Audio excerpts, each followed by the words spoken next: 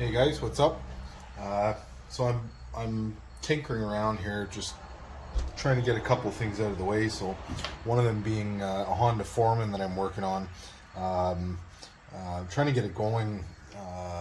I'm going to get it going for my wife, so that we can go and do a weekend of ATV riding and both have an ATV. I've got a couple of them, but one is not quite put together yet after I purchased it. Needed a little bit of work, so that's what I'm doing now. And this is the carburetor for it, Honda Foreman 450 carburetor, and it's pretty grungy looking, and I figured I may as well give it a cleaning before I put it on the bike. So I'm gonna do a little experiment here. I'm gonna run the ultrasonic cleaner, as I always do for my carburetors, but I'm always trying new things for cleaner. And something I saw along the lines was vinegar as a cleaner, so I thought, why the heck not? We should just give it a try, and we can do that together. And if it works out, then you guys will have something to try out for yourself. But what I read, they said to mix it 1 part vinegar, 1 part water. I'm thinking if a little bit's good, a whole lot must be better. So let's just use straight up vinegar and see what happens.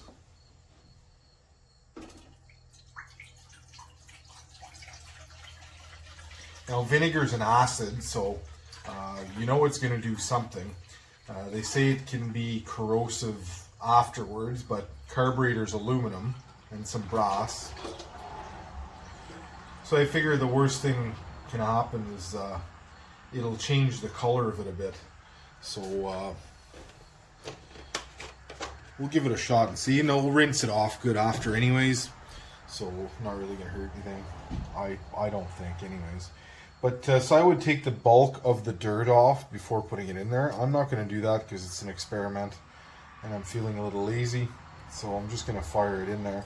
I did take off the rubber and the plastic, the seals and O-rings, all that stuff, because it's just going to damage them, and they don't really need to be cleaned, to be honest with you.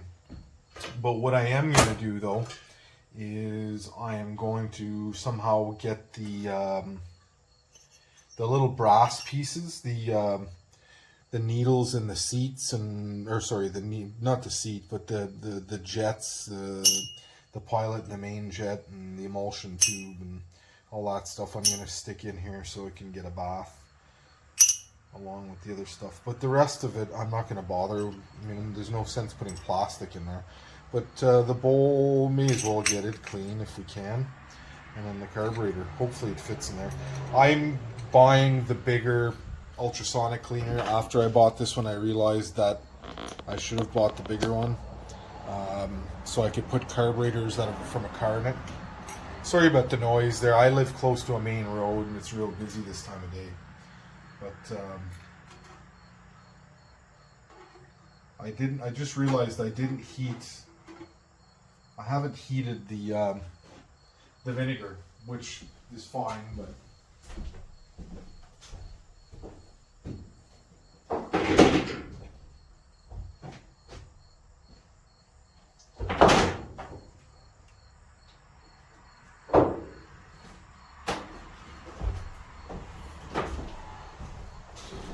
I haven't set up the C-can yet either. C-can shop here. I don't even have power run to it yet. I'm just using an extension cord. Very busy at work. Just no time to, do everything and do van adventures. So the van adventures come first.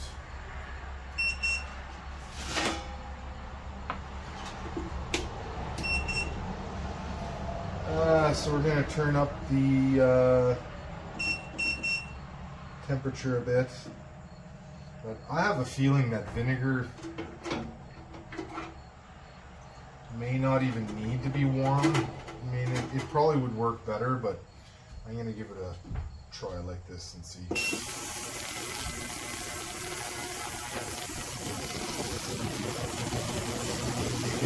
That's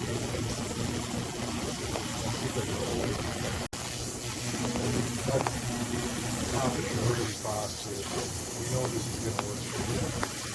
But we'll let that go for a little while.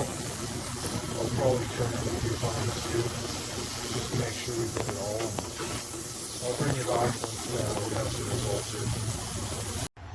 here. Okay, so the vinegar, after running for about 10 minutes, it did okay, but not as good as I would like it to. I probably should have scrubbed the carburetor first to get rid of that.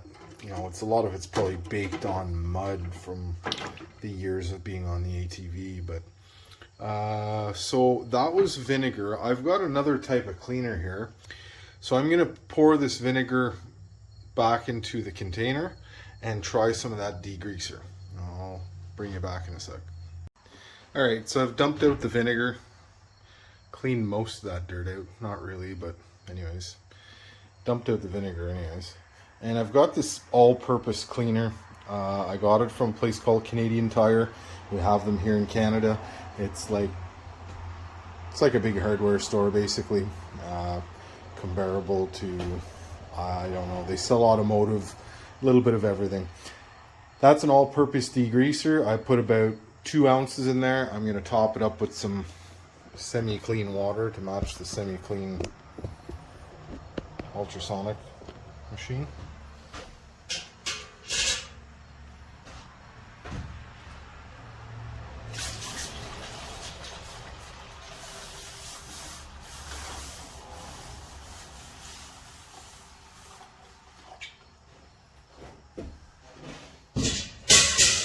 I guess that was fairly warm.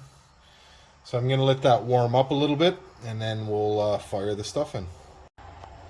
Alright, she's hot. Let's get this in there. Let's see what happens here.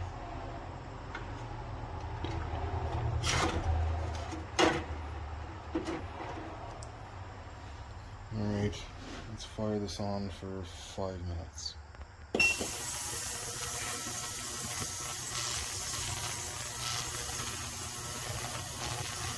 Alright, I'll let that go for a bit. I'll let it go for a bit and I'll bring it back. Okay, this is after a 10-minute cycle here. Let's see what it looks like. That's really hot. Not too bad. Let's see if I can take you under the light here.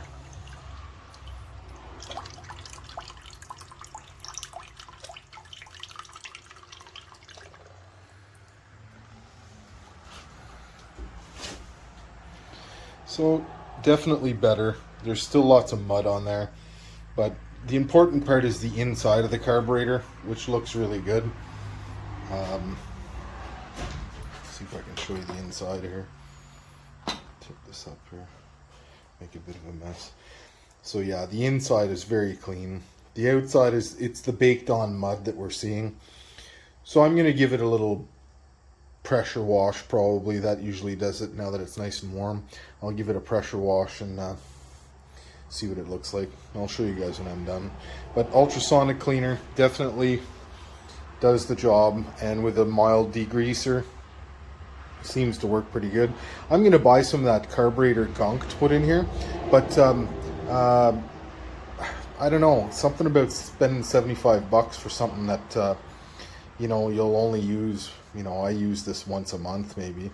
Once you've done your carburetor and it's clean, you generally don't do it again unless you let it sit in its filth or in old gas, or you get a new machine. So but that 4-liter jug cost me $10, and I think I have enough to do about, well, only put about 2 ounces for 1 liter of water, or 2 liters of water. So yeah, you get lots out of a bottle.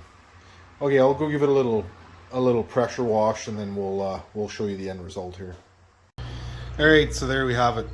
Turned out pretty good. So, you know, quite a few steps involved, but you know, a little experiment. Tried the vinegar. It helped. Probably should have cleaned the carburetor first to get the bulk of it off, but turned out pretty good. So that's the vinegar, then into the ultrasonic cleaner again with the degreaser, and at the end I took it out and pressure washed it just to get some of the filth off of it, the baked on stuff. And that's only to say that it's been done, you know. Like, is it really necessary? No, but the next time around it doesn't look as bad, and you know, whatever, I'm here. So then I did hit it with some brake cleans at the very end just to try to rinse off some of that water. And then I hit it with some air, compressed air from the air compressor to dry it off a bit. And now I'm going to reassemble it. So just thought I'd share that with you. I don't know, it's the way I do it. You may not do it the same, but this works. I've done it many times. Not in that particular order, but anything you do is better than not doing anything at all. And getting a bike that runs, getting your carburetor clean before you put it on the bike is always a good idea. Avoid any potential problems. So anyways, thanks for watching, guys. Just another short video. Don't forget to hit that like, subscribe if you're not, and we'll see you on the next one.